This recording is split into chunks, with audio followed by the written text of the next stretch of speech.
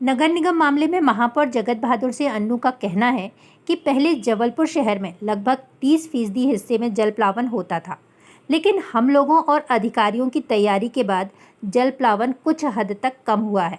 लगभग 5% शहर में जल प्लावन की स्थिति बन रही है।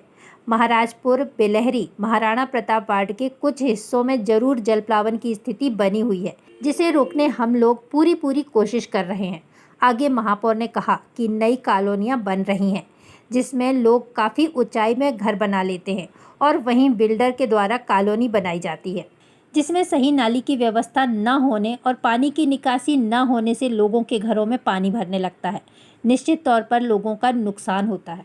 लोगों ने जो तैयारियां की थी उसका परिणाम ये हुआ है कि इतनी भयंकर बारिश में होता ये था कि 30% से ज़्यादा शहर जलमग्न होता था। जो हमारे अधिकारियों ने जो कार्य किए, हम लोगों ने जो प्लानिंग की थी, उसके हिसाब से 5% शहर में इस भयंकर बारिश के बाद भी जल प्लावन की स्थिति निर्मित हुई, उससे कम स्थिति में हुई। मैं आपको बताता हूँ, बिलहरी बरेला की 2 कॉलोनी, महाराजपुर का एक एरिया और एक एरिया हमारा धन्वंतरी का, मोटे तौर पर ऐसी कम से कम 100 से ऊपर शिकायतें इतनी वर्षा में हम लोगों के पास नगर निगम में आती थी। 5 शिकायतें कुल जमा दर्ज हुई हैं और मैं खुद इन स्थानों पर गया जहाँ जहाँ मैं पहुँच सकता था, जाकर मैंने देखा और निकासी की व्यवस्था करी।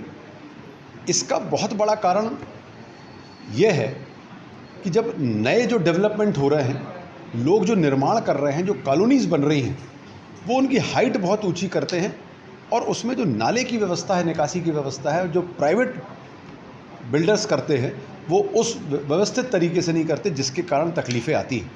हम लोगों ने सारी व्यवस्थाएं करके रखी थी। जब ये बारिश हुई, पहली बार हुई तो बहुत सारे निराकरण किया, दूसरी बार में वहाँ पे जल प्लावन नहीं हुआ। अब इस बार जो जल प्लावन हुआ है कुछ स्थानों पर, वहाँ पर हम लोगों ने जाकर देखा, वहाँ पे अधिकारी हमारे गए हैं, सारे लोग गए हैं और कैसे वो ठीक होगा उसको लेकर हम लोगों ने आज चर्चा सवेरे की है। व्यक्तिगत तौर पर जाकर हमारे अधिकारियों ने, मैंने खुद, हमारे क्षेत्रीय विधायकों ने जाकर वो पूरे स्थानों को देखा है। बहुत कमी आई है जल प्लावन में, बहुत राहत पहले से हम लोगों को महसूस हुई है, लेकिन अभी भी काम बाकी है।